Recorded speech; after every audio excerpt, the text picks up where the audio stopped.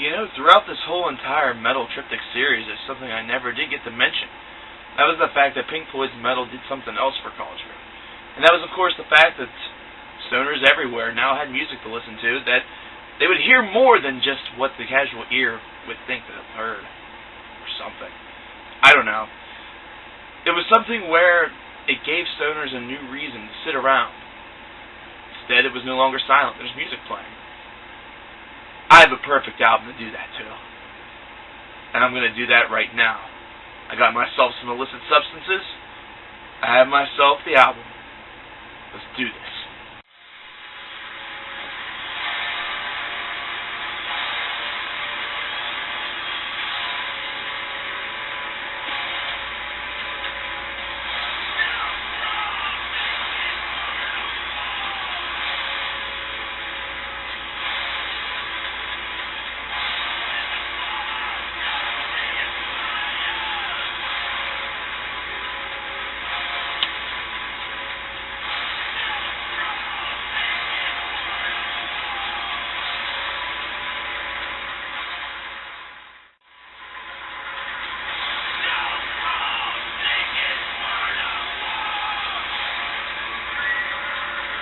Everything's starting to repeat itself.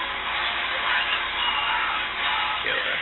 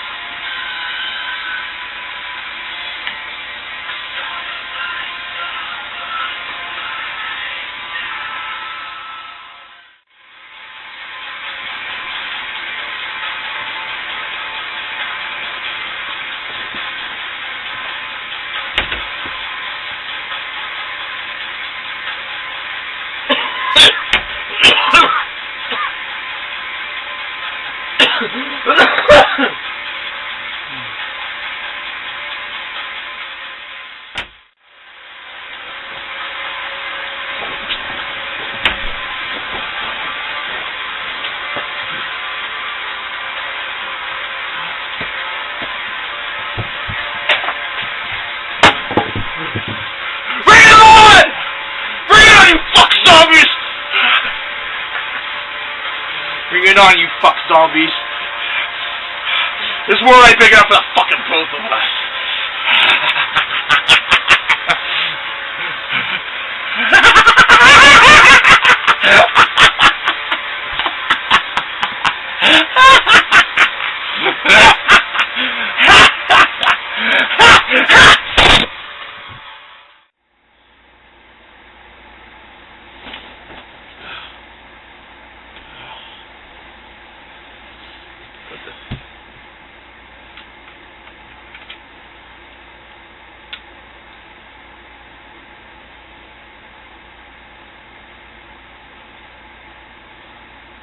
The end is near. Yeah. That was intense. I think I understand why people did that.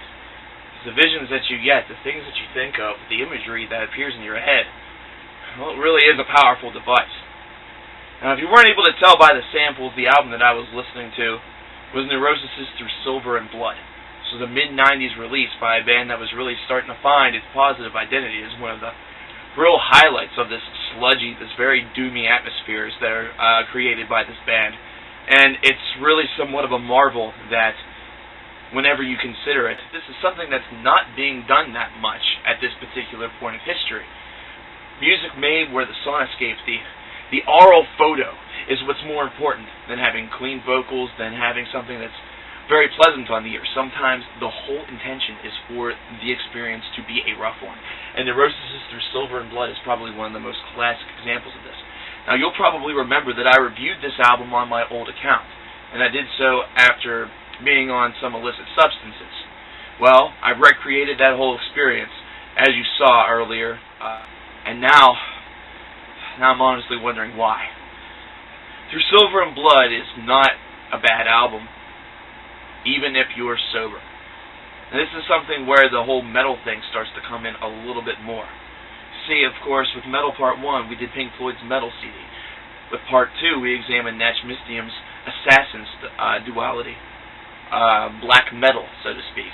We examined only the first disc, and everybody thought that the record that was being released here in 2010, Addicts, was actually going to be the third part of the Meddle Triptych. But instead it's something that's somewhat in the middle of this whole thing. Remember how I said it took 40 years for metal to be made again? No. See, the problem is that I'm a fool too. Things like metal have been done ever since metal itself was released. In fact, it's the whole reason why it occurs. I mean, why else would we have trance techno and things like that? Why else would there be a lot of electronic music that focuses a lot on psychosis and everything like that? Not to mention, we of course went through King Crimson. There was of course the progressive rock wave of the 1980s that include bands such as Genesis and Marillion. Not to mention in the 1990s, well, here we already were. Neurosis through Silver and Blood. Of course, Sun was starting to take off. There was a lot of other bands. Earth, Tortoise, come on. This was not something that was all that hard to find. However, it was hard to find because instead, on our journey here, you and me, instead of looking for something that's just like metal on a more psychological level, we were looking for something that reminded us of it, almost where it was too easy. See, with Neurosis, it was all about the experience. It was about the album. It was about listening to it. It wasn't about having metal in the title.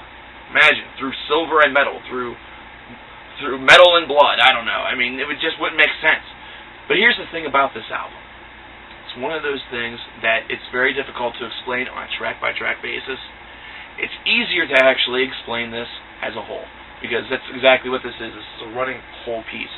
And it reminds me so much about the post-apocalypse or something you might see in a Fallout 3 video game that it's insane. Only the visions that I see are not with this happy time music and the occasional gunfight. No, this is a horrific struggle, something where you still see radiated pigs everywhere. Something where the end truly is near because the end already occurred. And you have to deal with radioactive zombies with a sword.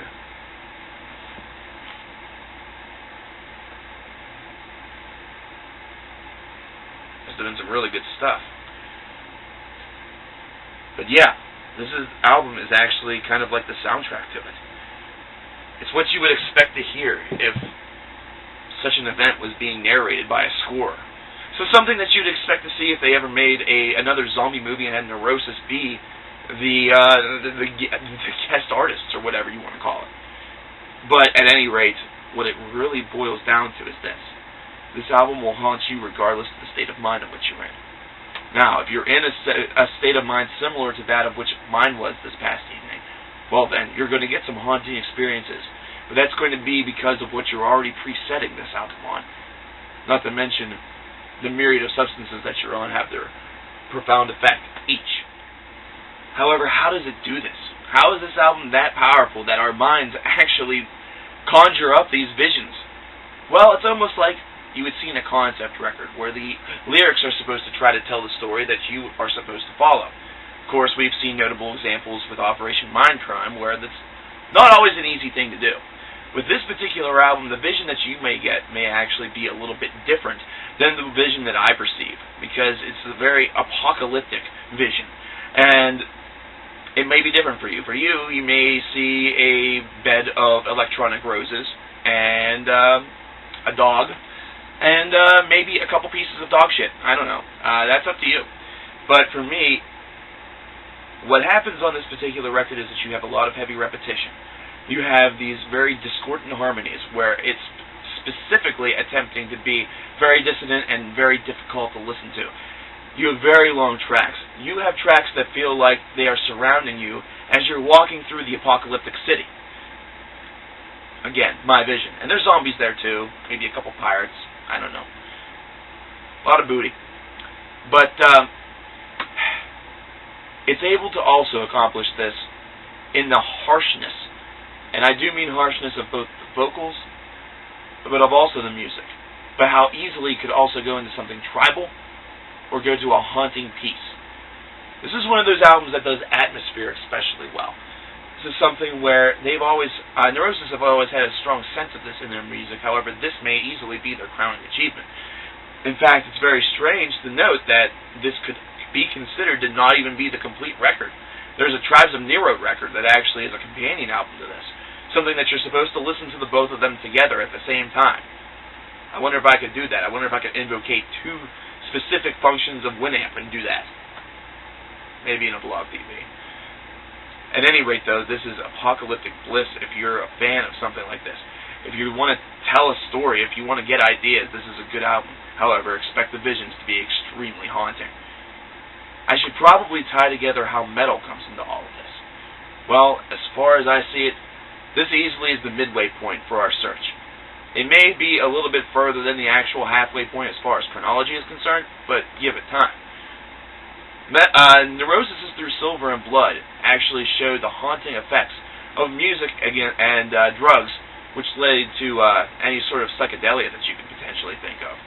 But it also shows that this is something that's been done for years. And perhaps Through Silver and Blood gave stoners their first real great trip-out album that they've been waiting for, well, at this point, roughly about 25 to 30 years. So there's a little bit of respect that you can see between how the two can operate. However, stylistically speaking, they're on opposite ends of the spectrum. You know, there'd be a lot of stoners that I know that probably would not want to listen to Through Silver and Blood because of the bad vibes. But at the same time, that's also what it's supposed to be. This is almost the anti-metal. This is something that actually builds to something extremely negative and does so in a very cryptic fashion. There's no lyric books in here. There's no particular order.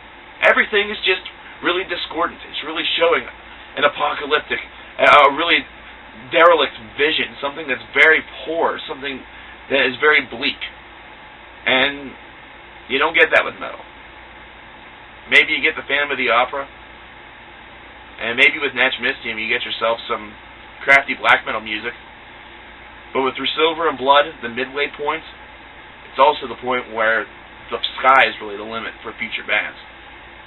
However, they set the sky so extremely high in the sky that it's going to be very, very difficult for any band to even touch an album like this. To recreate this sort of a soundscape, to really recreate a scene inside my head like this particular record was able to do, it's either going to take one of two things, folks. It's going to take one hell of a band. It's going to take a hell of a better fucking bull than that one.